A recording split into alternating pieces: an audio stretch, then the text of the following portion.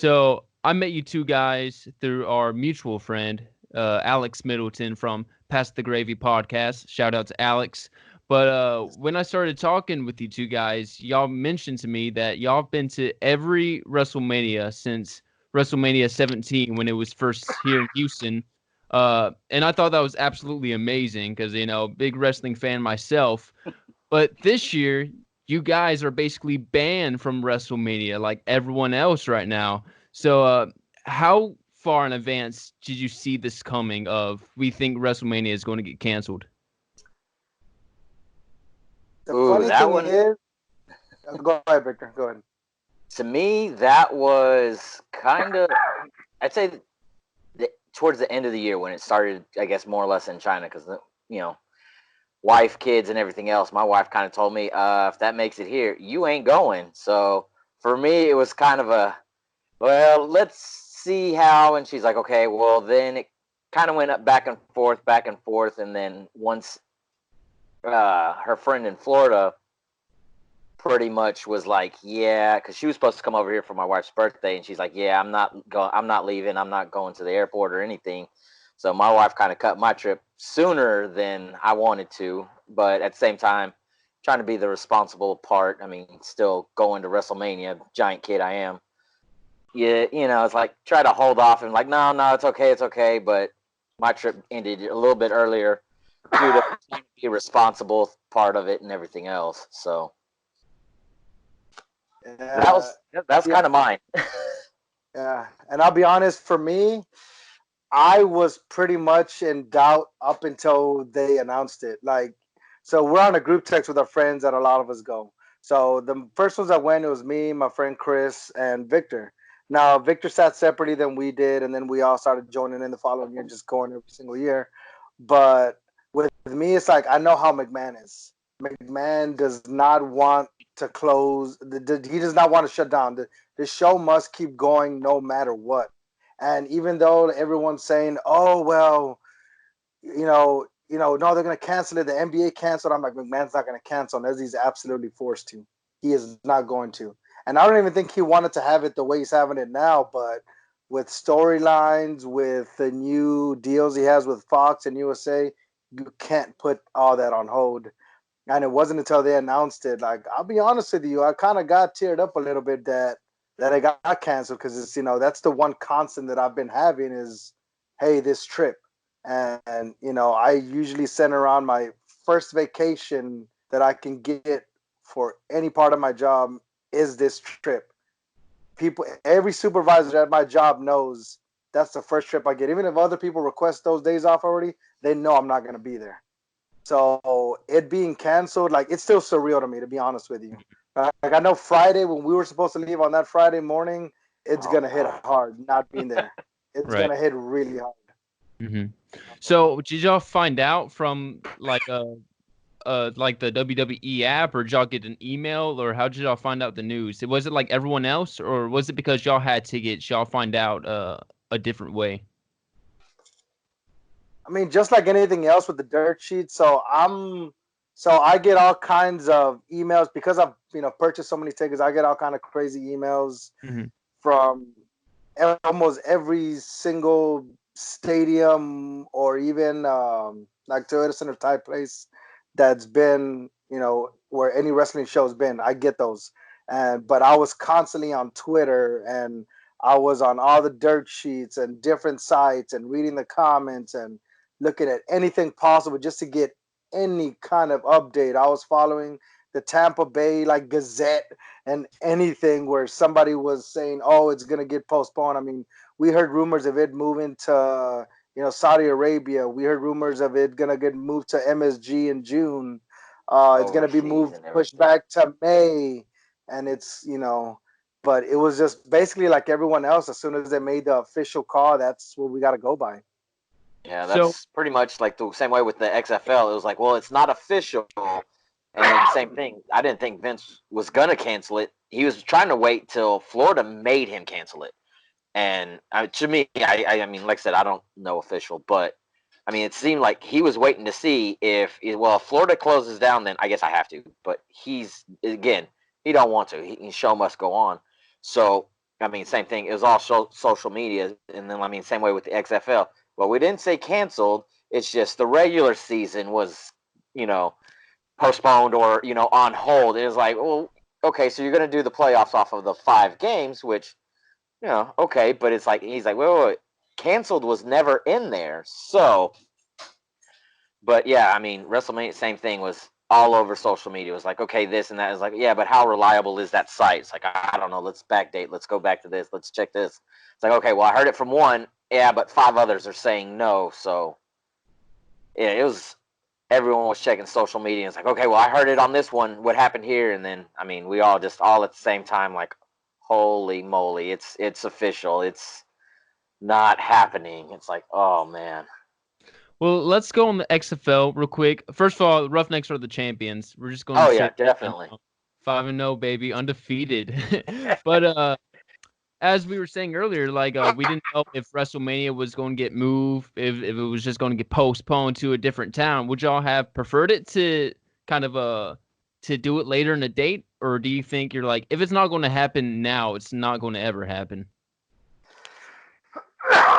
I mean, I would have been cool with it for moving on or to a different location. I mean, to me, that would have been like, okay, it's still just WrestleMania. I mean, it's not necessarily the time of the year and stuff like that, although with my planning and scheduling, sometimes that time of year isn't the best. So if it was doing it another time of year, it would have been fine. I mean, I would have been cool with it because to me, that's just the event. Okay, I mean, it's the Super Bowl. The party's still there. The excitement and everything else. I mean, if they're gonna wow the crowd, we're gonna be there, being wowed, by them and everything else.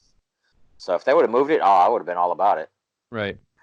The only way I think I would have accepted a postponement would have been if it would have been like a season finale type thing. Take a month break, no events, no nothing, and then come back in like when everything's done. Hopefully everything would have been done in May. All right, May, that's our season premiere. Like, everyone got the time off. Yeah, the storylines will get put on hold and stuff like that. But I mean, we watched that with TV shows, with movies and sequels. So I think that would have added a new layer to it, to WrestleMania, to say we're going to put this on hold until May and then go at it. But I think that's the only way I would have accepted it.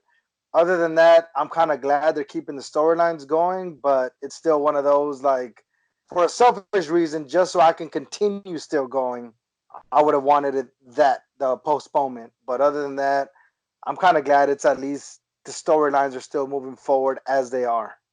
Well, some of the storylines, because I think it's pretty much confirmed now that Roman Reigns isn't competing. I think he's backed out because of his health issues and things like that. So even when you're talking about things like that, obviously this WrestleMania isn't going to be, I think, compared to any of the other ones that we've seen in the past. And I think we're just going to have to take this as it is and move forward. But speaking of that, real quick, we're going to backtrack. No. Real quick, one other question. So it's not going to be in Tampa Bay right now. So are you okay with not even going to Tampa Bay at all? Like, did you even want to go over there to Tampa Bay? Not really, honestly. Not like when really. they had Florida, I'm like, no. There's nothing to do. Which even then, like, our main purpose is for wrestling events. For every single day is something wrestling. Yeah. But even then, the night times, or if we can during the day, we'll try to see the city a little bit. Mm-hmm. And just, Tampa Bay, I'm like, what is it? Yeah, sure, Tom Brady's going over there, but I mean, other than that, like, what's there to look forward to in Tampa Bay? But I mean, like, yeah, I mean, the nightlife and stuff like that is like, yeah, we're not going to party and stuff like that. Is find out where all the wrestlers are and stuff like that. What wrestling events are going on. So with it not being like, say, Miami, where there's high end stuff or anything like that, where it's like, okay, more just. How much can we really do? With it being Tampa, I was like, really wasn't looking forward to, because it's like, what else is there?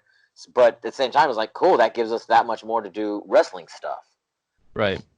So, I mean, yeah, when it said Tampa, I was like, yeah, there's really not much, but that means cool. That means hopefully they're not spreading out all the wrestlers and stuff like that to where it's like, cool, we, hey, there's this going on, then there's this, then there's, okay, then we'll go to Access and do this, and then from there, we'll go to, what is it, Wrestling Con and stuff like that, to where it's like, I mean, it's back to back, like cool, nothing but wrestling. So Right. not really looking forward to Tampa, but at the same time, I think it would have been a lot more wrestling stuff getting done. Right. This trip. Exactly. Mhm.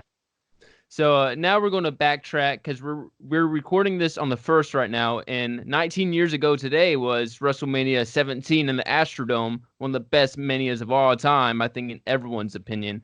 But you guys were there. Did y'all go together? Like, do y'all go way back, or how did that work out? Well, the way that ended up working out, so me and my best friend Chris, we ended up going together. Like we found out, hey, it's gonna be here in Houston, so we ended up getting tickets. We even got tickets through a scalper, 713 tickets. And we got tickets, which I don't even think they exist anymore because that little spot's gone.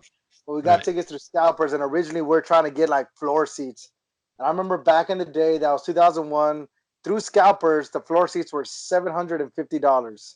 Yeah. And I mean, I was working, getting paid like $5 an hour, and I'm like, yeah, I can't afford this. I'm helping my family with stuff and everything. So me and my friend Chris, we went separately, and then Victor went by himself. Which, if you see a Superman sign in WrestleMania 17, there is a spot. I want to say during the TLC match. Yep. When I think, is it Edge whenever they win, or no, who wins? Oh, my mind just went blank for a second. It's Edge and Jeff. That when for Edge is, I think it's Jeff that's hanging onto it, and Edge spears him off of it. the big You spot. see there's a Superman sign in the background. That's Victor right there. That's me. Oh, dude, that's sick, man. I'm gonna go back and watch that. I used to try to take that Superman sign, like in 22 when it was in Hollywood. I did the same Superman sign, and same thing, ladder match when they're right there. I mean, they're eye level with us, and it's me, goofy me, holding the Superman sign. It's like, well, at least know I got camera time. Right. Yeah, you know how like these wrestling fans, like certain ones, these I guess quote unquote super fans, they have their gimmick. That was his original gimmick, which was a Superman sign. So you're gonna notice me every single time. Because that bright blue and that yellow is easy to spot out of the crowd. Mm-hmm. But back to 17. At this point, I didn't really know Mundo that well. We had the common friend Chris, which he just mentioned.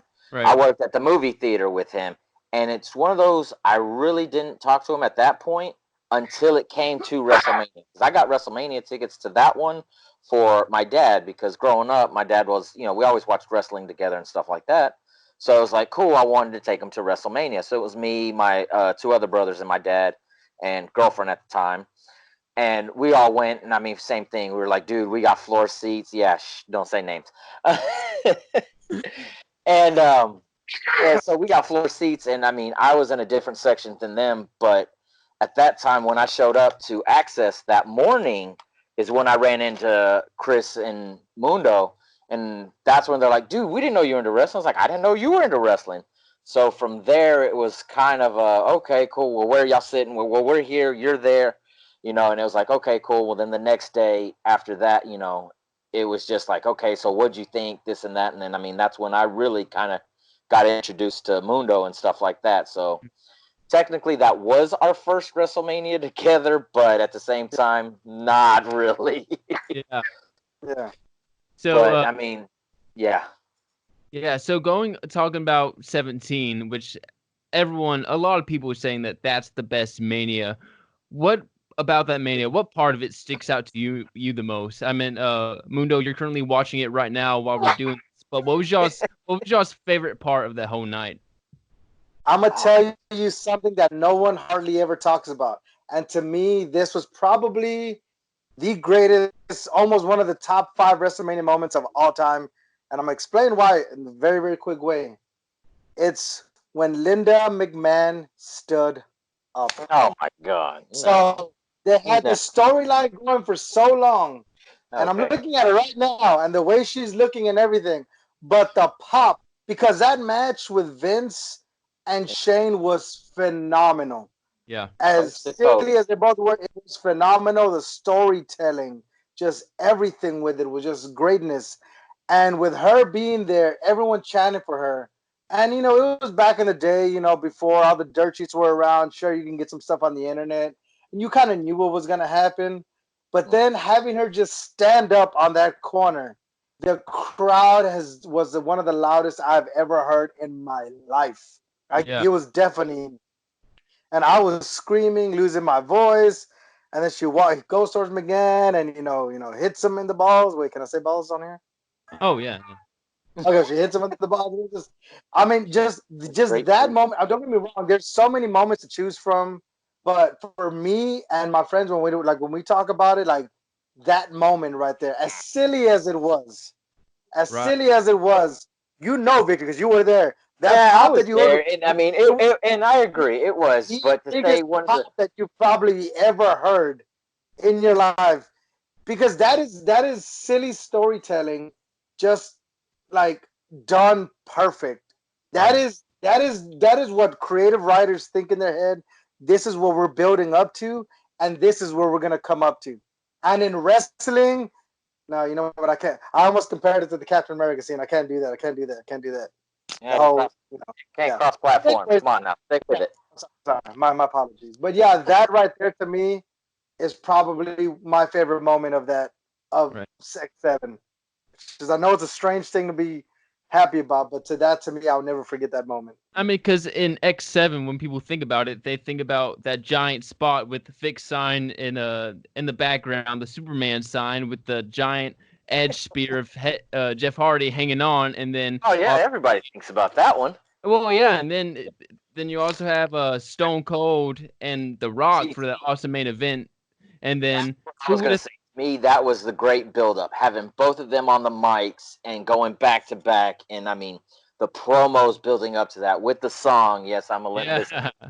I don't care what anybody says, but I mean the music, the promos, the build-up, everything. I mean, just the way they went back to back, and I mean, you could tell they were just enjoying fighting, going against each other, and I mean, hell, even having beers on camera. I mean, it was great.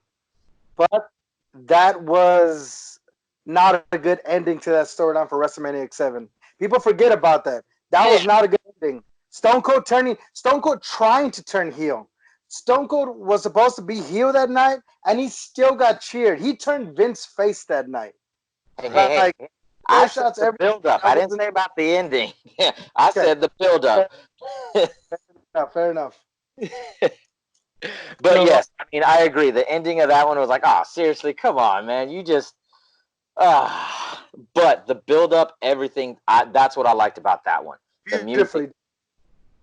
Yeah, that's one of the greatest packages is that promo package of that Limp Bizkit song. Like that tells you the whole story in a nutshell, of everything just going on. And it was a great storytelling up until that last match, which I think a Stone Cold should have stunned McMahon. That would have been a better ending. But I agree with that. So after that night, did you guys decide, it's like, hey, we should go to the Mania next year and the year after that? How did that part of it work out? Well, yes and no. The bad thing was the following year. So the following year, we're supposed to go. We had some issues go on. My grandma passed away. There were some other personal issues. So we had to miss the following year. So at 18. A lot younger, and again, pay-wise, it quite wasn't there in the cards to hit, getting because it was in Toronto. So, I mean, freaking out, do I have to get a passport, younger and not knowing. To me, I was like, I don't know. And then same thing with work. At that time, I was in school, so I was like, I really can't. So it was like, all right, well, we're just going to all hang out together. And, just like that's when, we got, just same apartment, all hung out, pizza. At that time, we weren't drinking, but, it's like, okay, cool. And then, I mean, after that is like, you know what? Let's get it back next year, wherever it's at, we're going. Let's start saving now. Let's, let's be serious about it. And the funny thing is, we didn't save. We didn't 19 rode around. I mean, that's to skip ahead a little bit. 19 rode around. We had no hotel room. Just jumped in my Tahoe that my dad had and drove 44 hours to Seattle. Oh, for 19. For 19, yeah. 18, like I said, I mean, we watched, and Same thing. I mean, it was just a good build up. It's like, all right, cool, hanging out, good friends. And like I said, at that point, you know, me and Mundo and we kind of, I think, no, not even at that point. It was just the three of us, me, Mundo, and Chris. Yep. And it was like, all right, cool. So I mean, we started talking. It's like, well, how much do you know about wrestling? It's like, well, how much do you know? Well, I knew this. I knew this. Oh, okay. Well, you know, when Jericho first came out, I was there. He ripped my signs. All right, Mundo, I'm tired of hearing that story. You know, it's like, well, damn. Okay, well, when Goldberg came out, I was like, oh, no one cares about Goldberg. You know, so I mean, we kind of went back to back on stories of wrestling events. And well, I was here on this. I was here on this. I saw this. Well, do you remember this? Well, I met this person at Toys R Us. So it's like, at that point, it was kind of, you know, trying to up one another at when 18 was going on. Yeah. So after that, it basically just became a better friendship, and you're like, you know what, we're wrestling friends. We're just gonna do this because we enjoy doing it all together, basically.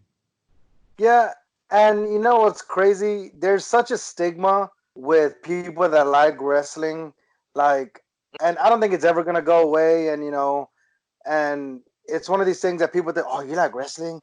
You know, it's fake. You know, so I'm like, you know, Tom Cruise is really 5'2", right? And doesn't. Don't get me wrong, I still like Tom Cruise, but I'm like, you know, there's a guy that if he gets mad, he doesn't really turn into a big green giant too, as well, right? But I'm like, it's one of those, like, it just has a stigma to it. But some of the best people that I've met in my life are wrestling fans.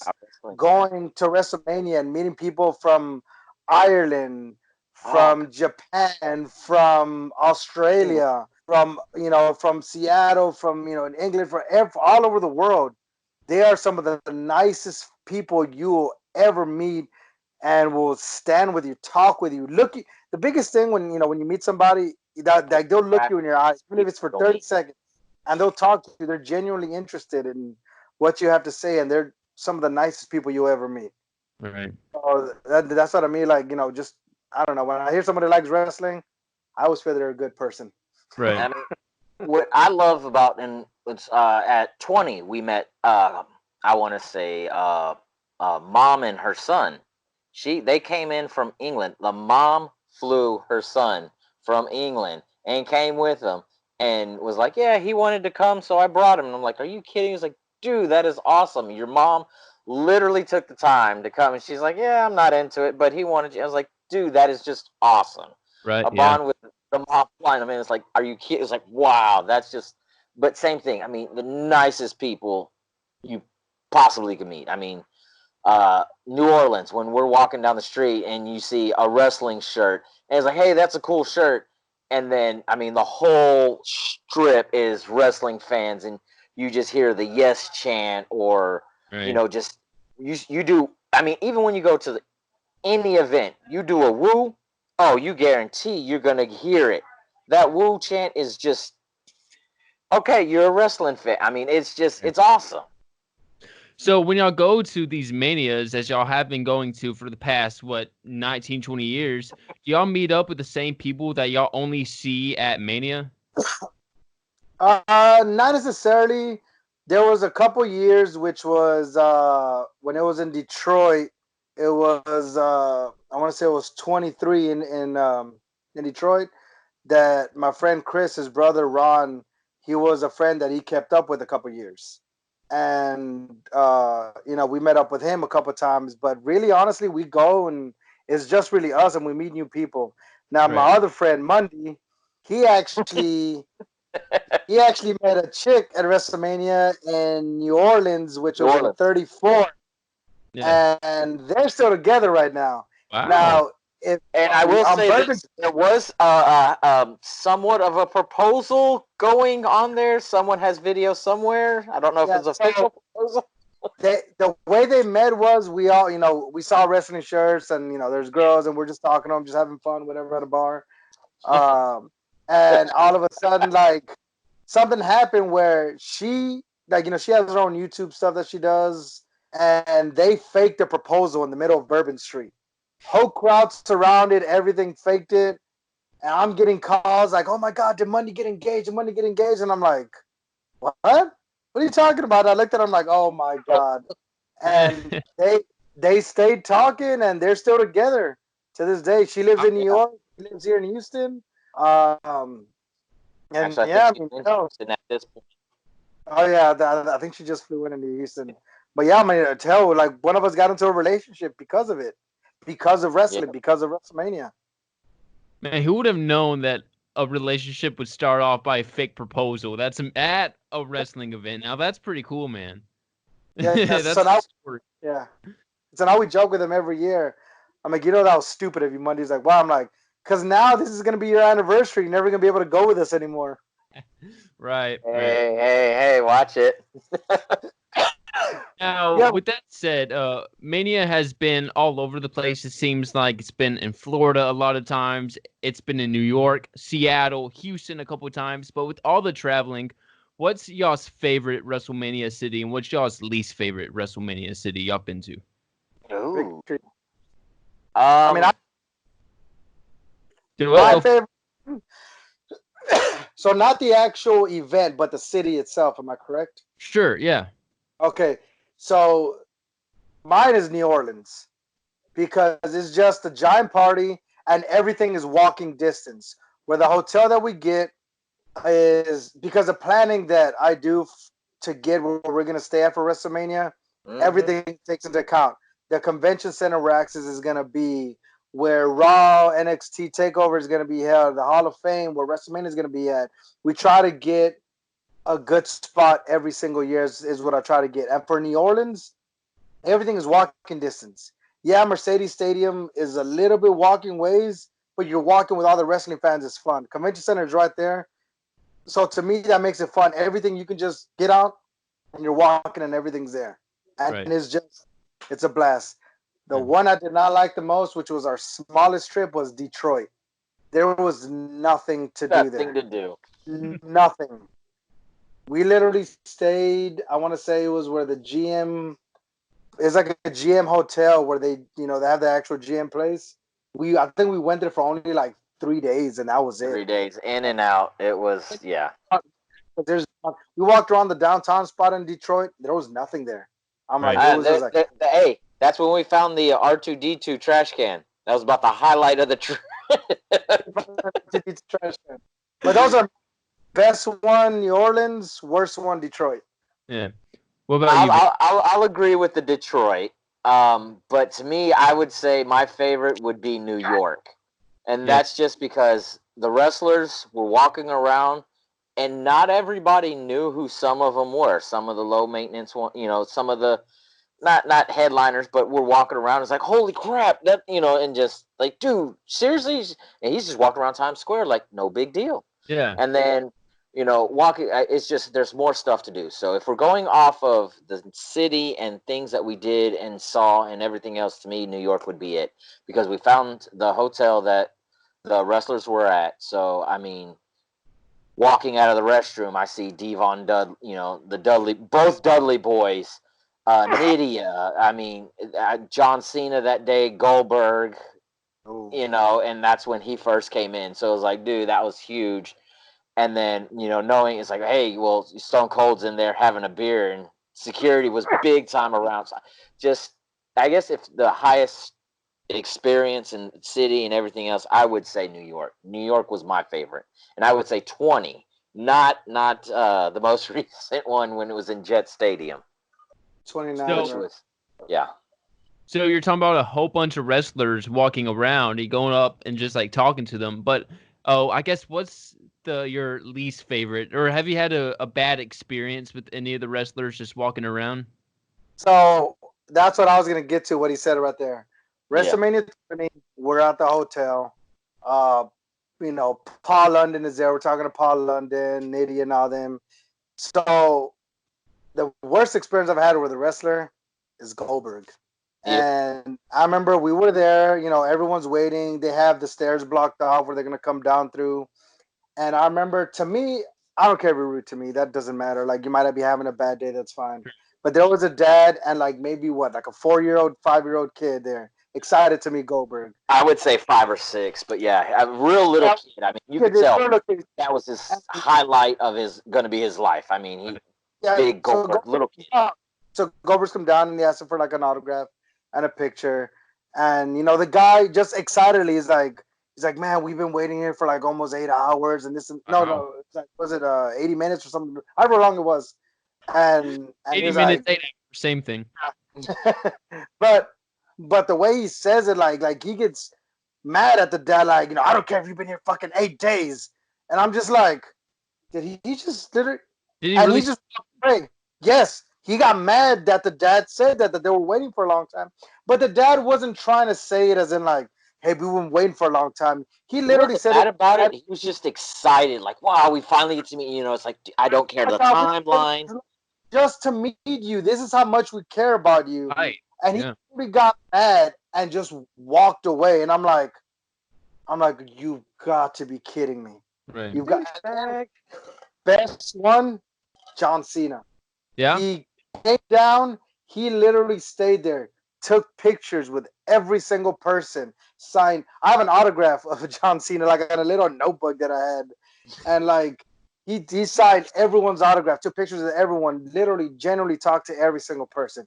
Every encounter I've had with John Cena, picture was good. That took one or whatever cell phone. It's like, was it blurry? Were you blinking? I mean, he made sure everybody was legit happy.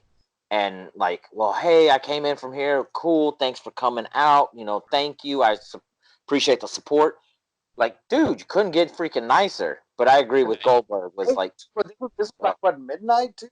It was like it was late too, and he stayed with everyone talking. And every encounter I've had with John Cena, he is literally what everyone says about him. He's like a gentle giant. Like, he'll talk to you, give you even a few seconds. He's like the sweetest guy ever. But Goldberg was the one experience that, to me, left a bitter taste in my mouth. That's why I've never liked him. Everything I see with him, like, I just feel he's just not a good person to me. And I'm like, he has 8 moves. I'm the same thing. I'm not a Goldberg fan. He has 8 moves. Even the wrestling thing, like, yeah, there's reasons why I may not like him on the whole wrestling situation. But there's even wrestlers that I may not, like, but I'll respect them because of what they do and everything. But with him, the way he portrayed himself, and that's not even the first incident that's been like that. There was another time that I met him at a fiesta in Pasadena, and he was just like, I don't want to be here. I don't care that there's kids here. I don't care that none of you are like, I don't know y'all nothing. And granted, yes, in a way you can say people don't know us anything. But dude, professional. Like, you know what I mean? And it's just, yeah. Sorry, that was a little bit of a tangent, but it just, he really grinds my gears. Oh, get a nerve there, can't you tell? Yeah, go. But did you have something to say, Victor, or no? No, I just think it's funny that same thing, that same experience. I mean, to me, that's always stuck with me. With Goldberg, and same thing, John Cena. What I thought was funny is when I guess saw Mysterio without his mask for the first time. I was at 19. At 19 in Seattle, right? So how did you know that was him if he wasn't wearing his mask? Tattoos and the eye piercing, honestly. Well, and Mundo pointed it out. And also, I've been watching wrestling since I was a kid. I got an uncle that wrestled in Mexico, and so I know what he looks like without his mask, like, just because I'm Mexico. So I'm like, dude, that's Mysterio. Like, no, I'm like, look at the back of his neck. That's even his, the cross tattoo that he has. Cross tattoo, yeah. I still think a lot of people forget that he went almost a full year in WCW without a mask on. Exactly. Yes. I'm one of those people. I forgot. Right. Yeah. That boy look. But going on Goldberg real quick, I don't know if y'all watched the Broken Skull sessions with Steve Austin, but he had Bret Hart on recently, and Bret Hart still doesn't like him to this day. He's like, he doesn't deserve to be in the Hall of Fame. He ruined my career. He hurts everyone. And that's just like, whoa, that's saying something right there. Bret Hart is saying that he doesn't like someone. And So, again, that goes back to the whole, he's got 8 moves. I mean, to me, one of his matches, I think it was in, I want to say Bad Blood, he did Jericho, and it's like, dude, Jericho carried him. In Houston, the Compact Center. Stomach. Yeah. That. So if you remember that one, somebody got into it after with him after his match. That was me. I believe that was Tigger. Wait, what happened now? Explain. Bad Blood 2003 at the summit where Joe Osteen preaches in Houston, Texas. Goldberg was there, and you. I dressed up Undertaker, my friend dressed up as Pooh. My friend Chris dressed up as Pooh. Victor went with us, and our other friend Renee went there. So we were ended up getting front row, not camera side where the camera's pointing to, but on the opposite side. Usually, where a lot of the family of the wrestlers sit. Sure. So we were sitting there. Was Mattress Mac there too? Was he sitting with Yes. you? He was there. No, it was a few seats to our left, but he wasn't there the whole night. He'd Right. come out for things. Just that spot to throw Bischoff over. Yeah. And so whenever I go to wrestling events, I'm a heckler. Now, I'm not rude. I try to be funny, and I try to, keep it PG and all that, but I still like messing with them because, that's the way I grew up. Like I said, in Mexico, when you go watch wrestling, that's what you do. You heckle them. Yeah. Nothing too rude or nothing, but just, keep it also where it's funny, where it's, makes people laugh and all that. So, Right, yeah. But with him, I was booing him the whole match. I booed him, and I was like, oh, you suck. You can't wrestle the whole time because I love Jericho. Jericho's my GOAT. Jericho's always going to be my GOAT. So, and the whole time I'm messing with him, right? So the match ends. I'm still yelling. You can see me on the videotape. Just as Tigger. He has a onesie Tigger outfit. Just let me throw that out there. So, and I'm yelling at him and us and that. And he looks at me. He's staring at me. I was like, you suck. You can't wrestle. And he literally looks at me. Hold on. Quick question. Are we allowed to cuss here? Go for it. Try not. No, I won't. So he looks at me. He's like, F you. And I was like, F you too. And you can see it because once he does that, him, Victor, my friend Chris, and all them, you see them all jump up and go crazy, like, oh my God, he just cussed you out. So he comes, gets right in my face, and I'm yelling at him like, you can't wrestle, you suck, you're only here because of this, blah, blah, blah, just telling him all this. It feels like it lasts for 60 seconds. It was probably only like 5 or 6 seconds. And he just looks at me and goes, your mom, and walks away. And then walks away. It's like, really? That's the best? It's like, oh, man. Comeback of the year, Goldberg. The worst part of it is my friends are next to me. Not one of them takes a picture. They're all great in the moment. But if you go back and watch the 2003 Bad Blood from June, you'll see that it's on the video footage. So it's still there. It lives on. But yeah, that was...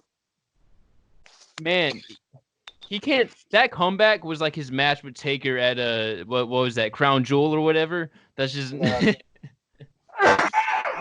going back to you guys being on camera and stuff. Is there any other manias or any other wrestling events where you guys had like you could clearly see yourselves on the TV?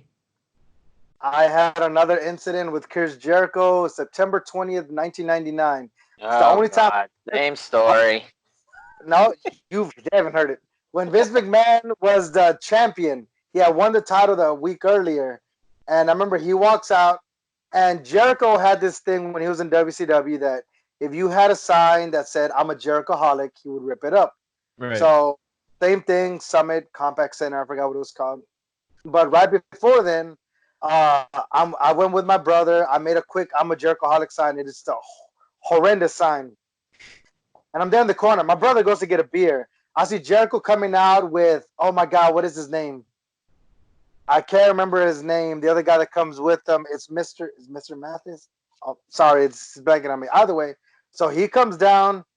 I'm hiding and I have that corner seat where they go around to go up the stairs. So I'm there. I'm putting the sign in him, and he looks at me, and I'm pointing the sign. He looks at me, points at his bodyguard, looks at me, grabs my sign, looks at it, and rips it up.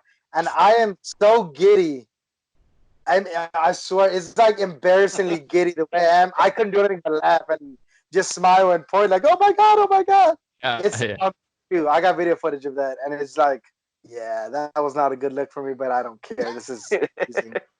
That was out of like, I guess, goodwill on your part because you're a Jericho fan and you knew he was going to do that and you wanted him to do that. So, that's different saying. But guys, going back to WrestleMania with all these moments. So WrestleMania, you guys kind of got when y'all went to WrestleMania, that was the biggest it was crowd-wise since WrestleMania 3 because it was just in small little arenas like that. But y'all got to experience it at Madison Square Garden. You got to experience it, outdoors in San Francisco, Florida, things like that. But what's been y'all's favorite, I guess, venue that y'all been to for Mania? Ooh. Go, Mundo. I'm not sure yet. Honestly, you know which one was mine? Even though I hate Cowboy Stadium, that was a pretty cool one. Right. But mine was the Superdome in New Orleans, only because the way it's designed like in that, that plate-looking circle thing, and the way it sounds in there. Crap, what's that word of not the audio, the acoustics of it. Right. The way it sounds phenomenal for wrestling fans because all voices just travel amongst each other, and to me, because of that sense, that was just amazing to see. Mm-hmm. That was great. Now the Levi Stadium Yeah. is probably the worst one because when we were sitting at in San Jose, the sun was shining on us the entire time. The Undertaker come out, it was like during the day still. Right. Yeah. So, but yeah, I would say Superdome is my best one because just the acoustics of it is just amazing. Right. To me, I would say Madison Square Garden.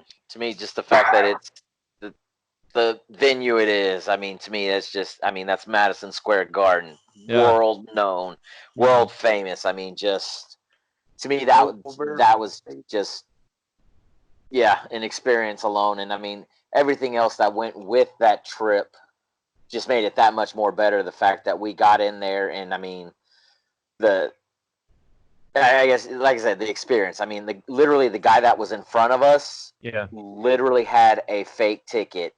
And the story that goes with us is we went to that WrestleMania and we didn't have tickets in hand. We were like, look, just F it. We're going to go and we'll buy scalper tickets. I mean, we all had extra money that time. We're like, well, what if we can't all go? Then it's like, I mean, the same way it is now. Every man for himself. If I get one ticket and you don't, I'm going to Mania. So, I mean, and the way it happened was the hotel we were in, the door guy was like, oh, y'all going to that wrestling thing down the street? And we're like, what? I was like, oh, man. We're like, yeah, we're trying to. We ain't got tickets, this and that. And the guy goes, oh, man, well, there was a customer that just left. He's, the guy in the gift shop has 3 tickets and it was literally, there was 3 of us. It was just 3 of us. Odd number. And the guy, oh, well, a guy just left with his kids saying he had to go home in emergency. The guy in the gift shop has 3 tickets. So we're like, you're kidding me. And I mean, so we haul butt into there and go to the gift shop, and the guy's like, hey, do you have tickets? He were like, yeah. We're like, okay. We're like, man, we'll take them. And he's like, oh, cool. I'll sell them to you for, I think it was like $75. And at that point, we were willing to spend $200 a ticket, just whatever it was to get in. And the guy at the ticket was like, I got y'all. I only spent, $50 a ticket on it. It's like, we got you. We were willing to spend $200 on a ticket. So, I mean, that's how we got our tickets for 20. But when we got to the stadium, we're like, oh, crap, what if they're fake, this and that? And, I mean, as they're scanning tickets, literally the guy in front of us had a fake ticket. So we're like, oh, my gosh. And so we're like, scan your ticket. It was like, no, you scan yours. And it was like, oh, my God, it's going to end up fake. And it was just like, I mean, you just, the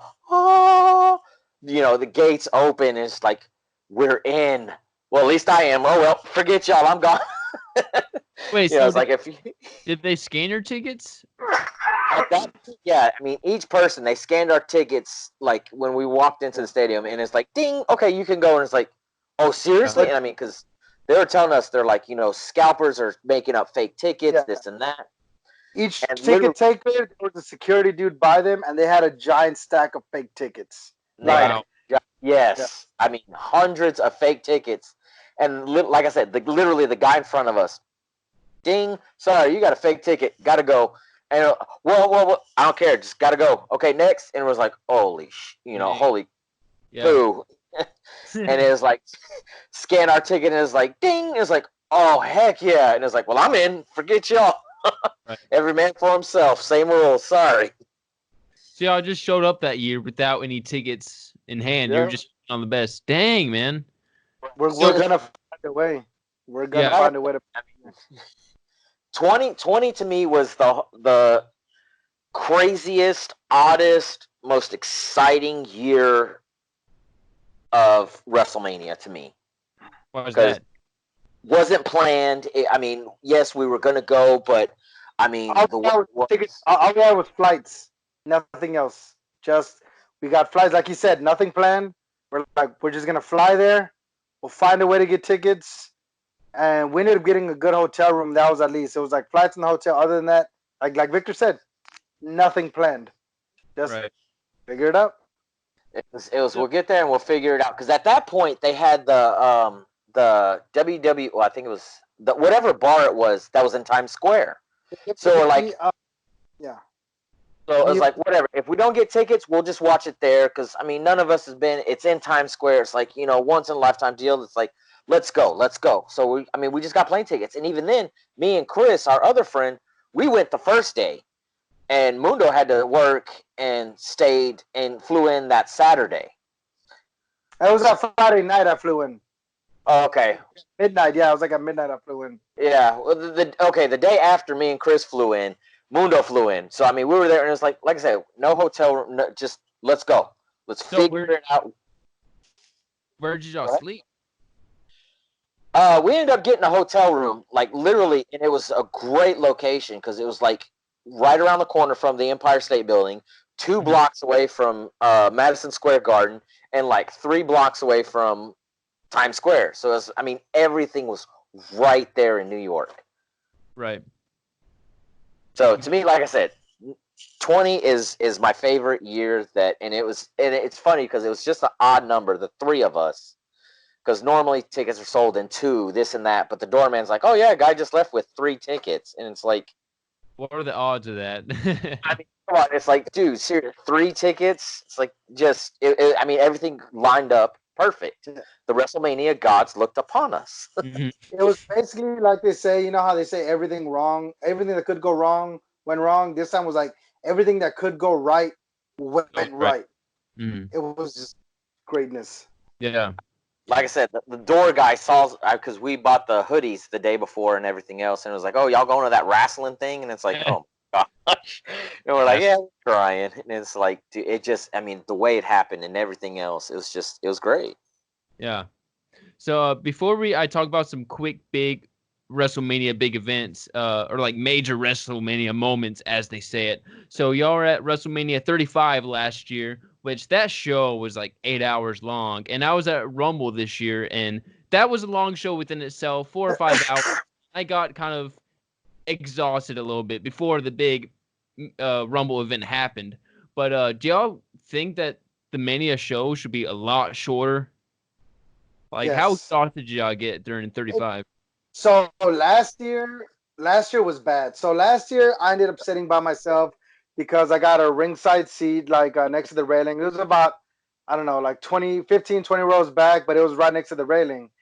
And, it just got to the point, like by the time we left too, it was like, I'm not sure if you've ever been over there where the Giants play, Jets played in Jersey. It's hard to leave.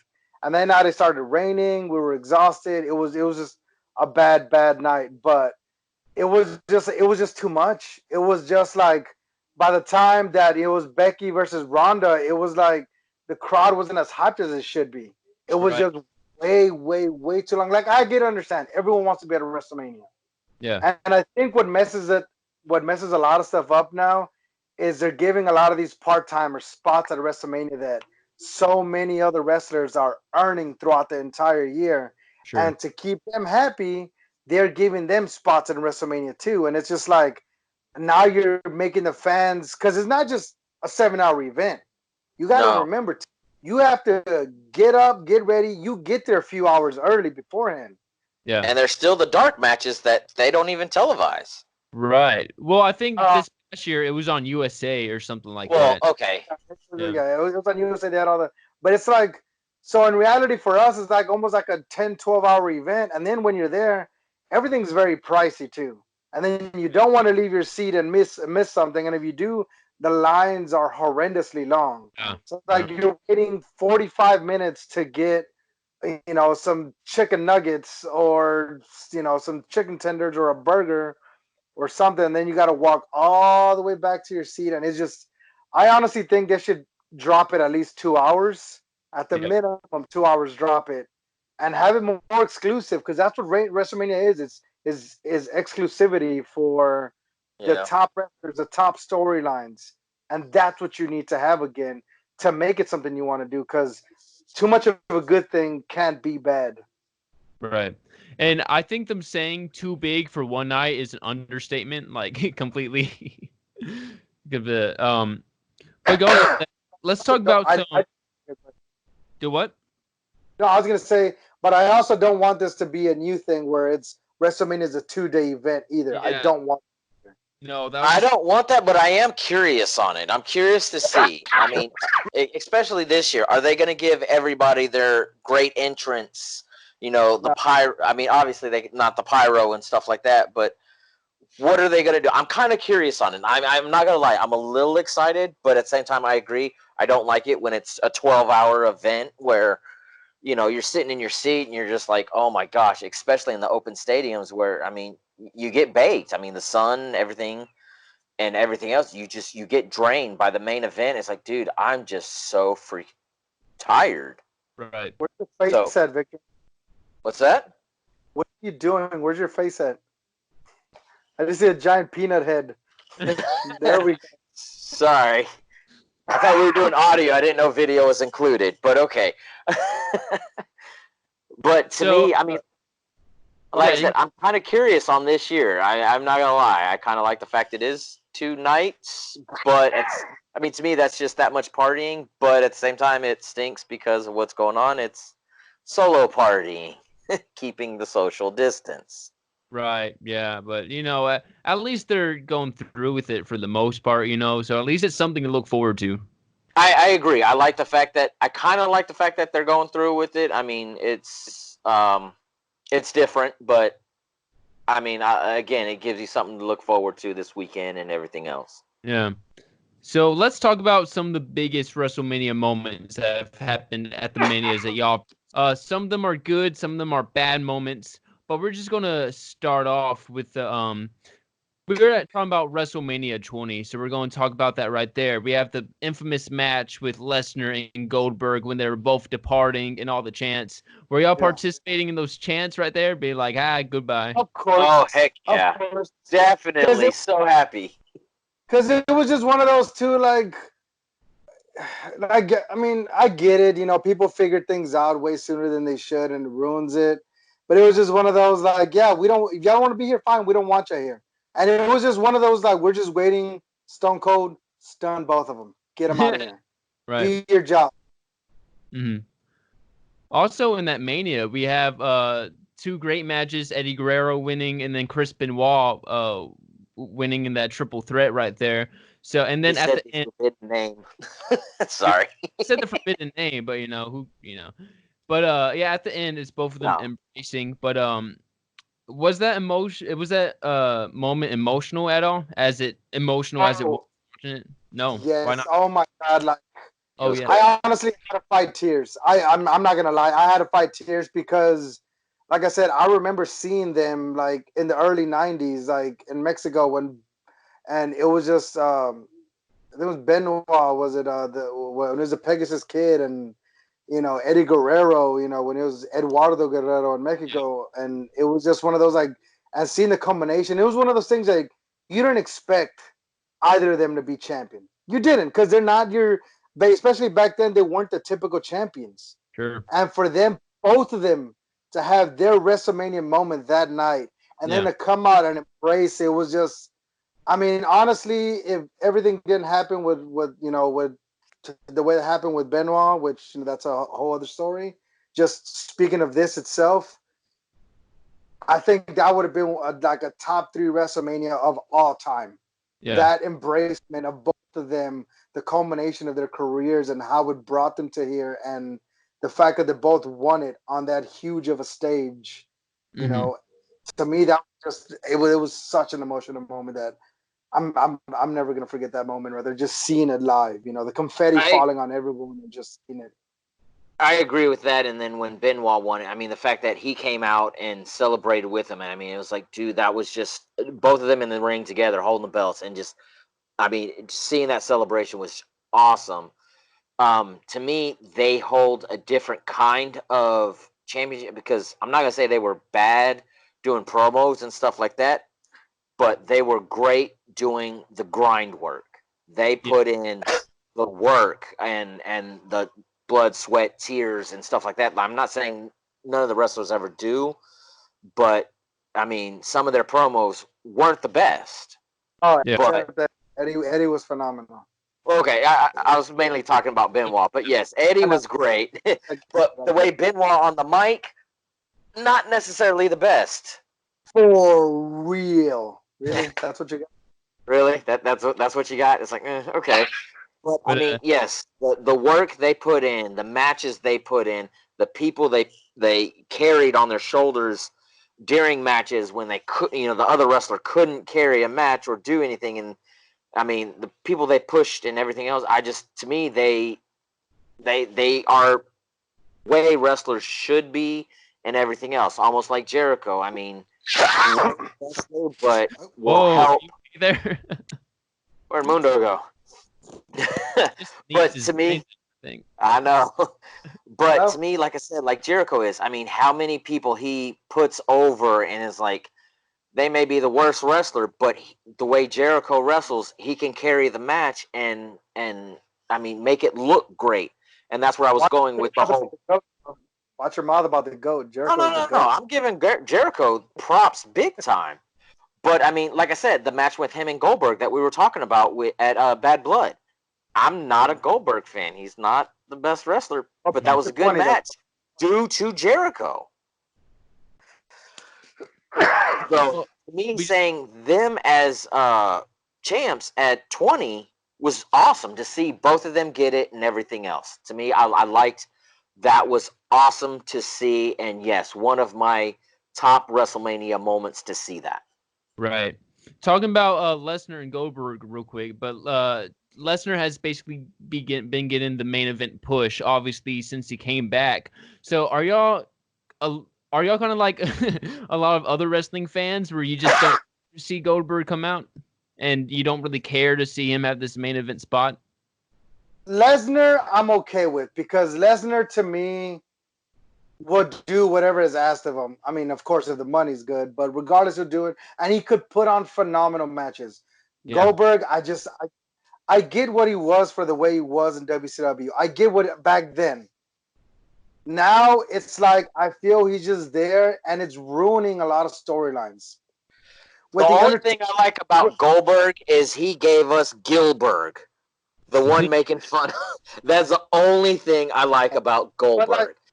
Like, okay, whenever he came back, and to me, he ruined Kevin Owens' Universal title run. Yeah. Like, he squashed him so fast. And then with Brock Lesnar, he beats him like in 5 seconds. Yeah. And then he comes back and he ruins the Fiend. Like, really? Like, literally, like, Seth Rollins threw the entire stadium on top of him and couldn't pin him. But Goldberg pins him in 3 minutes. And then it's just one of these things. Like, I get what Goldberg was back then, but come on, he can't be exhausted by the time his entrance is done. You know what I mean? Like, puffing 5 seconds into your match. Yeah, at least with Lesnar, like, Lesnar puts in that work. The match he had with Mysterio at Survivor Series was phenomenal. You know what I mean? Mm-hmm. The work he was doing at the Royal Rumble, then Drew McIntyre. Yeah. And then the way he sells everything, the way he sells, it's phenomenal. So as much as people hate Lesnar, he's still putting in the work. He's still doing what he needs to do, and he does it in such an amazing way that it's like, as much as I get mad he's not there every week, I get it. He is that special attraction that you want. And when he is there, it's a special moment. With Goldberg, you don't get those special moments. You know what I mean? Like, yeah. No, like, I get it. They got the most liked picture on Instagram last year with Goldberg holding the SmackDown title. Mm-hmm. What else did you get? You ruined a great run with the Fiend. So much build up and everything else through the year, and you come in and that, and it's like, oh. You cannot get me started on Goldberg because I go on tangents. I'm sorry. Okay, so I'm not getting like predictions right now, but since Roman Reigns isn't in the picture anymore, I think after the match with John Cena, I think Bray Wyatt's going to come out and face Goldberg again. I think that's what's going to happen. I'm literally trying to avoid any type of spoilers. I know a lot of matches have taken place. I don't want to see anything. I want to be surprised like everyone else. I really hope that happens, but I don't know why. I have a feeling that they're going to put Braun Strowman in it. I got a feeling they're gonna use. They're finally gonna give Braun Strowman the push because I mean they took the title off of him and gave it to Sami Zayn, which I love. I love Sami Zayn. I honestly, sorry, he's awesome. I mean, I hope it's Bray Wyatt. I hope it's Bray Wyatt that faces Goldberg and the Fiend faces John Cena. You know what I mean? That happens, but I don't know. I really think it's gonna be Braun Strowman. Right. But to segue from Brock Lesnar, probably one of the biggest WrestleMania moments ever is Lesnar ending the Undertaker streak at WrestleMania. When you guys were there at 17 and the years following, that's when the streak became a pretty big deal after that. And y'all were there when the streak ended. Just run through me y'all's what was y'all's initial reaction when the referee did all three the counts? You know what I was expecting Ashton Kutcher to come out and say everybody got punked. I mean, there's just no way. It's like, dude, seriously? It's just that hurts because Undertaker's my favorite. He's my favorite. The funny thing is, what I thought happened. You know how sometimes when a ref hits the mat, it sounds like a hit, and then he counts again, and then he counts again. It almost sounds like they count to 4 sometimes. Right. I thought that's what happened. I thought like my friend's like, "Oh my god, he beat him!" Like, no, that was a hit when he hit the mat. He's like, "No." He's like, "Look up at the thing," and it wasn't until I looked up and I saw the graphic say, "What was it? 23-1." And 22-1, and I was just like, "No." Yeah. No. Like no, like it was such a shock that later on that night when Daniel Bryan won the match, people were still in shock from Taker losing. Like, of course, we were happy Daniel Bryan won. Like, Wrestlemania, what they call it and everything. But people were still in shock. Like, no, this isn't right. Like, this is like no, like that was the one time I saw everyone in unison. Like, this isn't right. This is no, like somebody messed up. The ref counted wrong. It's like the ref counted wrong. The guy that has the graphics on the Titantron, he's getting fired because he did his job wrong. And it's like, no, this is legit. It's okay. They're scooting us out of the stadium. It's like, okay, it is officially over. He literally lost one. It's like, no, it can't be. Yeah, and it was one of those like literally like even people leaving like you're just in a state of shock. Like this is not believable right now. So all of they show is valid. Sorry, go ahead. That definitely brought down the whole vibe of WrestleMania. Even though, we see a great moment with Daniel Bryan winning because everyone was on the Daniel Bryan bandwagon, I think. But that's still like as you said, people were still shocked by that. Yeah, and what was it? I want to say the next match was like a women's match. And the whole match, people are just booing. Booing like no, like they're chanting BS throughout the entire. Which I feel bad for the women wrestlers, but it was one of those like you can't do this. Like what do you expect? What did you expect was gonna happen with the fans? But once you see a great show like that, how do you do the follow up? I mean, it's like dude, at some and entertaining and everything else is like I can't follow that. How do you follow that? Yeah. So they needed an extra match in between the triple threat with Batista, Triple H, and Daniel Bryan. No, it was Randy Orton and Daniel Bryan. Randy Orton. Yeah. Sorry, that was See, even too many WrestleManias. Yeah, but it was one of those that it was just a bit. It was just Again, everyone's validation. Like you see the guy with the big eyes, and everyone getting mad. Everyone had that reaction. Like it's just you could have heard. You probably could have heard a pin drop Yeah. But what I think's funny is how the Undertaker did not want the streak to go on. He's like, just someone please take it. And everyone's like, I'm not taking it. No, I'm not going to do it. I'm not going to do it. It was his idea to break the streak and give it to Lesnar. Yeah. But hindsight now, it was a smart idea. Yeah. Because Paul Heyman has used that and built up Lesnar to this Greek god status that is, I mean, he used it to perfection, Definitely. which is Paul, just in general. And they were trying to. I think they were trying to do the same thing with the Roman Reigns when he beat him at 33, and that I was like, oh, is Roman finally going heel? It's like, nah, not gonna happen. No, and that was. I think that would have carried more weight if the Undertaker would have stayed retired, which we thought he did because of what he did. We literally stood there. I took, I don't know, hundreds of pictures of his stuff in the ring. Even when the wrestlers are clear, like even when they're clearing out the ring and everything, we stayed there longer. His stuff stayed in the ring. Nobody touched it.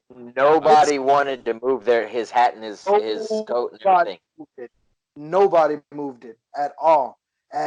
But it's just it didn't work well with Reigns because it was that initial break. Right. And the initial break was Lesnar. And you're never gonna have another one of those. You're not. It's over 20 years storyline to get used. And again, Paul Heyman used it to perfection. So in hindsight, I'm kind of glad it happened the way it happened, and it wasn't given to somebody that didn't deserve it or somebody that didn't need it. Yeah. What's been the worst Mania that y'all been to in person? I was actually thinking about this earlier too. I was afraid of that question. I mean, because the research I've been doing and looking at, a lot of people crap on the main event of The Miz versus John Cena at WrestleMania 27, and just no. Why are you saying no to that? Because so the entrances alone were phenomenal. Like when they played You Can Hate Me Now with the entrance with The Miz, it was great. Like the way they played that song and built up to Miz. To me, I love The Miz because he literally was the way that promo started was, of course nobody respected him, nobody liked him, but guess he never. What John Cena says, he never gave up. He took crap from everyone and kept going to get to that point. Right. And playing, and then we're like, oh my God, how's John Cena going to top this? And then they played DMX. I'm sorry. DMX is amazing. And to have him like intro the way they did the intro, it was greatness. What threw everything off to me was having The Rock come in at the end. Right. So it was just a build up to the following year's WrestleMania, which was 28. So to me, that's all that was. It was a build up to them. But to me, I still feel The Miz deserved that. When he got it, he deserved it. Yeah, I do too, because I was really when I got into wrestling, Miz was the up and coming guy with the whole I'm awesome thing and just being the biggest heel. And I think when people look back on it now, they're like, yeah, we respect him in a different light. Yeah, I guess he was deserving to it to some level, but people still crap on that main event. I think it's because it ended at a no DQ, and then The Rock came out and restarted it and did that whole gimmick angle to it. But so you're still saying that's not your least favorite, I guess, Mania that you've been to? See, that was 27, and that was the one in Atlanta. Yeah. Right? Yeah, that was the one in Atlanta. Actually, you know what? I almost want to say it was the second Rock versus Cena match for me, because the first one was once in a lifetime match, and it was like, okay, cool. That was 29 in New York. But yeah, but the fact they did the whole once in a lifetime deal, and it was like, okay, cool. Well, if this is gonna be once in a lifetime, then all right, fine. But then following that, the next year is Rock versus Cena. It's like, well, what kind of what lifetime are you expecting? I mean, a mosquito lifetime? I mean, it's like, come on, man. Give it a little bit more. But to me, that's what a little bit difficult to choose, because as a whole for WrestleMania, it's a little bit difficult because you will have these phenomenal matches sprinkled into a WrestleMania that could have been crappy overall. And it was one of those, like, man, yeah, but this match was so amazing. So to me, 25 was amazing because it gave us the greatest match of all WrestleManias, Undertaker versus Shawn Michaels. Okay, I was gonna say, if you say any other match that night, I will reach to this and choke you. The build up for Randy Orton and was it Randy Orton Triple H that night? Yeah. The build up was phenomenal. Yeah. No. Yeah, was that 25? Yes. I think now. Yeah. The build up was phenomenal, but the payoff was like, I could have done something better. I don't know. But then again, you followed Taker HBK. Yeah. But to me, that was a great match. It might be Atlanta. It might be 27. That might have been like just not a great WrestleMania that I can think of. Right. Yeah, that's a very difficult question. I got to go back and look. Do what? I said that's a very difficult question. I'd have to go back and look because, everyone has those sprinkled in great matches, but as an overall, that's hard to do. Well, then let's go on the other side. What's been the best that y'all been to? Your favorite one overall? Of course, it's gonna be 17, but lately, 33 was it the one in San Jose with Seth Rollins cashing in. 31. 31. 31 was phenomenal. 31, actually, literally, when I left, I'm like, man, this was a phenomenal WrestleMania. Like, close to 17, in my opinion. Because the way the matches, the entrances, the payoff, everything, and that WrestleMania was greatness. So do you think the cherry on top for that match was the Seth Rollins coming in and cashing in? Oh, yeah. Yeah. It's literally was pulling the ultimate heist. Yeah. The way Mike was it was the ultimate heist to do it. And to do it with your brethren, the Roman Reigns in there that, you had just recently turned on, the year before, and with Lesnar in the match and just taking it from both of them. Like, I told you this was what I was going to do. I told you I'm going to be the champion. And you know when I'm going to do it?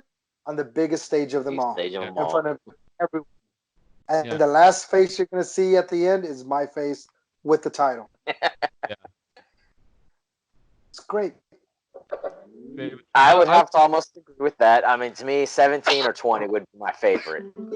Yeah. Just because, like I said, if 20 is everything that went with our trip and everything else, but to me, 17, again, the build-up, everything else, and the fact it was Houston, and that was technically my first one. That's what got it started. If it was bad or boring, then, I guess we wouldn't be having this conversation or looking forward to other manias and stuff like that, where it's like, no, I mean, that's what started it. So, and remember too, 2 weeks earlier, I want to say it was 2 weeks earlier, Vince McMahon bought WCW. Yeah. Right. WCW. So that was literally the ending for the Attitude Era was 17. That was the ending of it. Yeah. Yeah, so it was, and the WCW guys were there in the skybox. Yep. Were y'all surprised? I mean, it wasn't, and it was just the mid card talent, the talent that no one really cared about. But were y'all surprised to see those guys when they were revealed? It was a cool experience, you know what I mean? But see, to me, yeah, they're the mid carders, but to me, I'm a huge wrestling fan, so I love the mid carders because they're the ones you see they put that effort in and everything. But like I said, when I saw them, we're like, oh crap, look, they're over there, they're right there. And we're like, man, how can we get closer and take a picture, with this, disposable camera that I got that probably you won't even be able to see them. Right. But yeah, it was great seeing them there.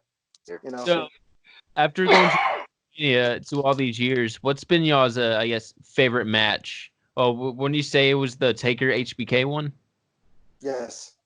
Taker, HBK, or Austin and Rock. I mean, to me, those ones always will stand out to me.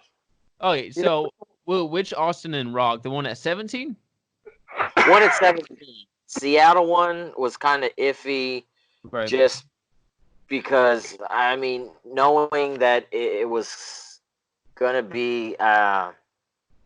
their last matches, basically. You knew it. Everyone knew it. Yeah, everyone. I guess that's what I was like. Say, yeah, it's like, no, it was gonna be his last match. It's like, oh man, you knew what was gonna happen. At 17, you didn't know. Right. And like I said, to me, it was the build up and everything else. So I mean, to me, I would say 17, Austin Rock. Mm-hmm. Besides the typical, HBK Undertaker match, WrestleMania 19, Chris Jericho HBK at Safeco Field was a phenomenal match. I'm a fan of the match too. Yeah, that one right there. Again, to me, I know people argue with me all the time. I'm like, to me, Jericho is probably the GOAT overall, over everything. Superstar wrestler, everything, the whole package put together. To me, endurance, longevity, to me is Jericho. And then to see him with Shawn Michaels, and I knew they were going to have a phenomenal match. Yeah. But then seeing the whole match, and then at the very end, them like hugging and all that, and then all of a sudden Jericho, knees him in the crotch, and I'm like, oh my God, I love Jericho. But it was just, that was a phenomenal match. That one that that was great.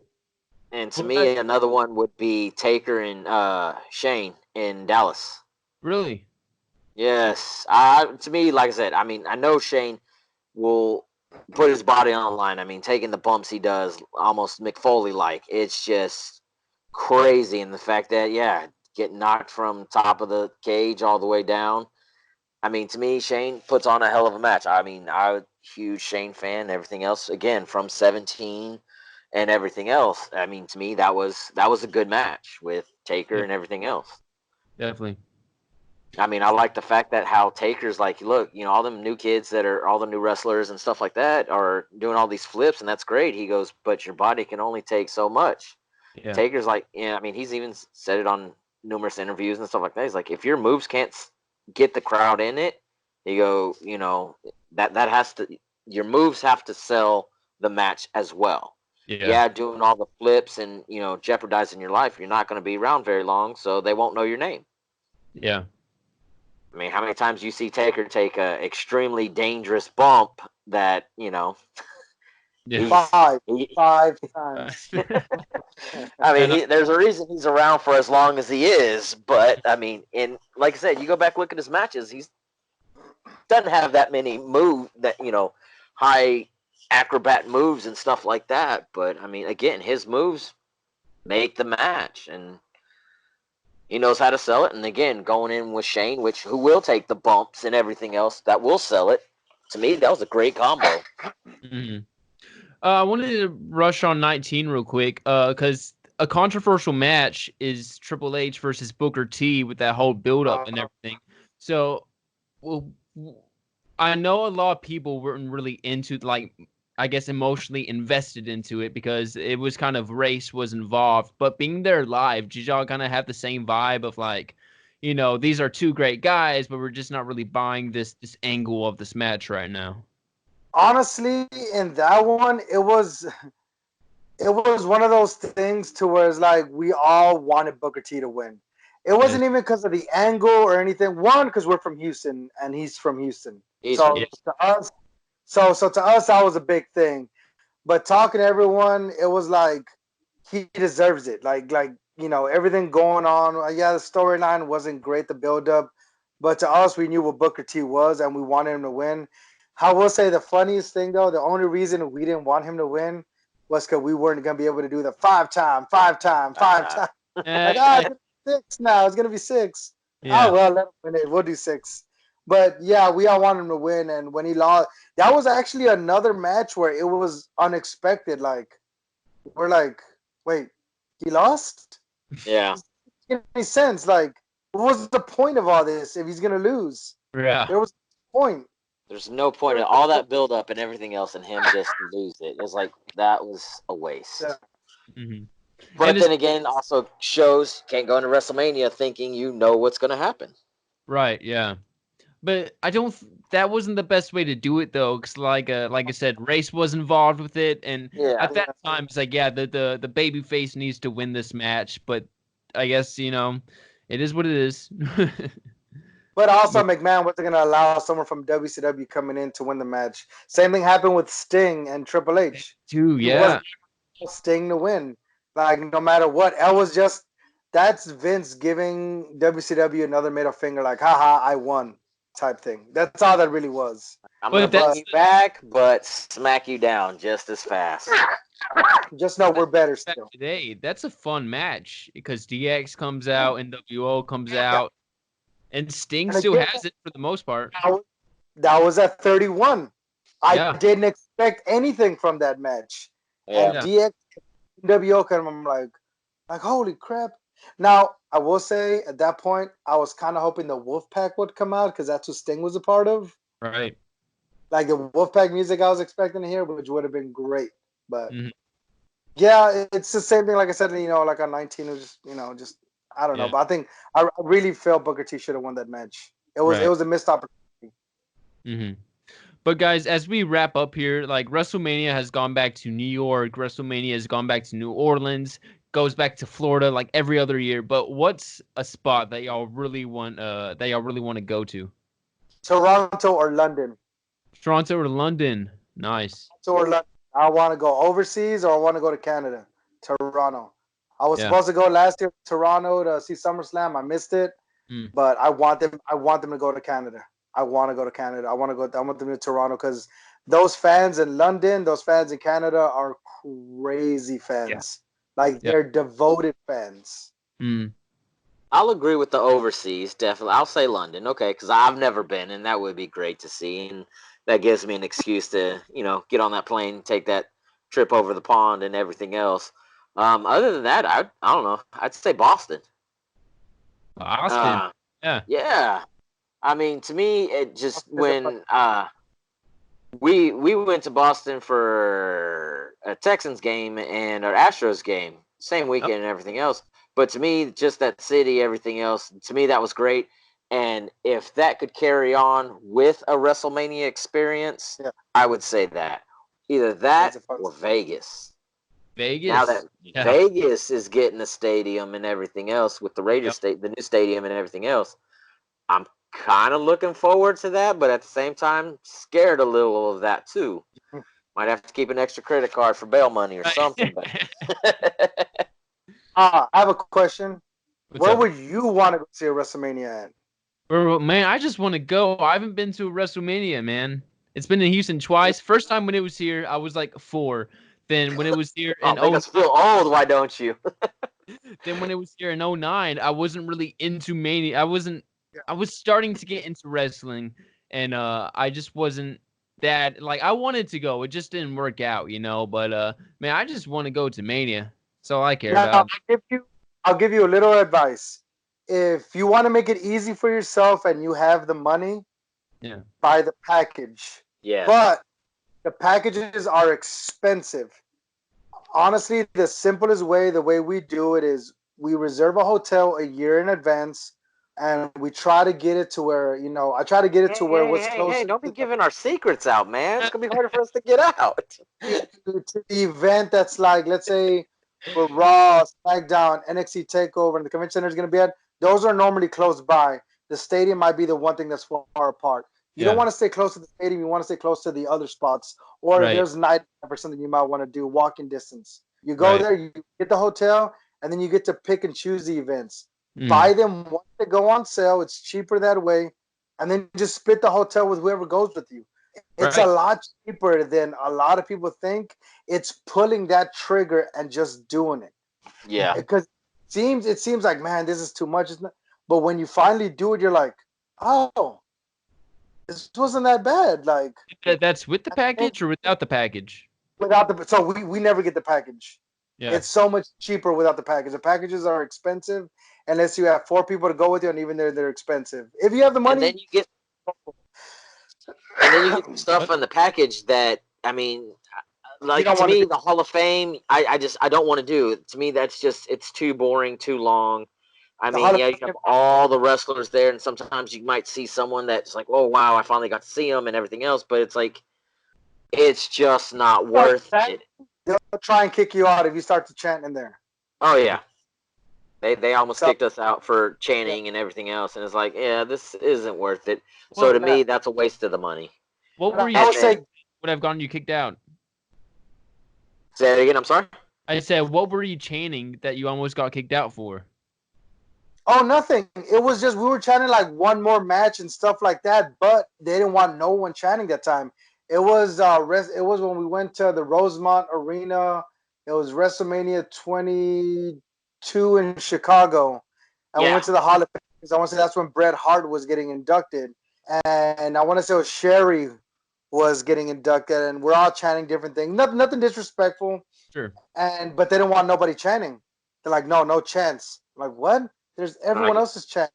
And they were like, no, you start chanting again. We're going like, we're literally just chanting one more match. Right. And they try to kick us out. I went a few years later for WrestleMania 25 when Stone Cold got inducted in Houston, and it was almost a similar thing. It was just, I don't know. To me, as a wrestling purist, yes, it's fun, but you can get the same experience from just watching it on TV. Right. I'd rather watch it on TV because then they narrow everything down, and it's like, okay, cool. That's the Hall of Fame right there. There you go. I mean, to me, it's just not worth that money. If you do the basics, let's say if you want to make a minimal trip, do this. Fly in on Saturday, go to TakeOver. That is a must.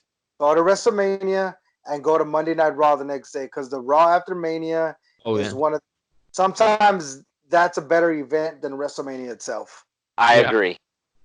Because of the fans and how they take over the show, and the energy in that crowd is unlike anything you've ever seen. Yeah. And then they sometimes the surprise appearances and returns and stuff like that, so you don't, never know. Yeah, that's when everyone signs their contract and shows up the next day and is like, oh, okay, there's the big pop or anything else like that. And then, I mean, yeah, Cesaro, oh, man, what was it? Once you go, you're never going to not want to go again, I'm telling you. Once you go, it's like in your bloodstream, like one of those like, oh, man, I can't miss this again. Wrestling fan or not wrestling fan, you go to WrestleMania, you go that weekend, you're hooked. Yeah, it's so much fun. Yeah, like some of the friends that we go to are not huge wrestling fans, and they want to go every year. Wow. Yeah, they don't watch wrestling on a regular basis, but they're like, we're going to WrestleMania. I'm like, you want to take it to WrestleMania too? He's like, yes. It's an energy that's just unlike anything else. It's it's great. Just amazing. Yeah. Mm-hmm. Well, as we wrap up here, it's obviously a shame that we can't go to that everyone's banned. I like saying that everyone's banned from WrestleMania because that just we basically are. And they even have shirts that say I wasn't there, and I know. I think that's funny and great. That is the one shirt that I do want to get. My friend's like, "Are you gonna get a wrestling shirt?" They're all on discount because they're all like 40-50% discount. I'm like, no. I saw that one. I'm like, okay, I'm buying that one. I'm buying that one, exactly. I'm the same way. But I mean, since Mania is, I guess everyone's banned, and no one can see the Boneyard match with AJ and Undertaker in person, whatever the heck that is. But I think that's just going to make people more anxious to get to Mania next year, and hopefully be one of those people. Next year is going to be ridiculous, but since we didn't go to Mania, we're planning a trip to go to SummerSlam in Boston this year. Oh, there you go. There's your Boston trip right there. I know. But see, to me, SummerSlam and Mania, it's a different vibe. I mean, like I said, Mania's the Super Bowl of wrestling. So, that's one of the big fours I've never been to, though, is SummerSlam. Yeah. I said we've been to different pay-per-views, this and that. We were at the Rumble when it was in Minute Maid and everything else. So I mean, we did that. And Survivor Series, been a king. We're just the only one I haven't been to is SummerSlam. Yep, wow. That's the next big one for us. So yeah, we're planning on making the Boston trip as long as everything goes smooth and everything else. Yeah, let's hope that we're done by the time that rolls around in August. I hope so, because I got my flight to Mania, and now I've got a flight credit I've got to use. So, I mean, that's what I was planning on using it for. Well, hey, guys, thanks for joining me up here. Thanks for taking the time to talk with me about y'all's favorite Mania moments and all the things that go with it. I appreciate it, guys. Thank you. Oh, man, thanks for having us. I wish it could go longer, because I promise you there's a lot more stories to tell. Hey, man, probably going to have to do a Mania recap or something next week. Yeah. You need to go to WrestleMania, that's what I'm telling you. For real. One of these days, man, I hope. Not this year. Yeah, no, definitely not this year. Pouring salt in the wound, aren't you? Pouring salt in the wound. Yeah.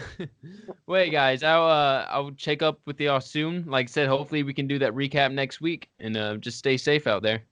Sounds All good, right, man. you too. Take it easy. Be careful.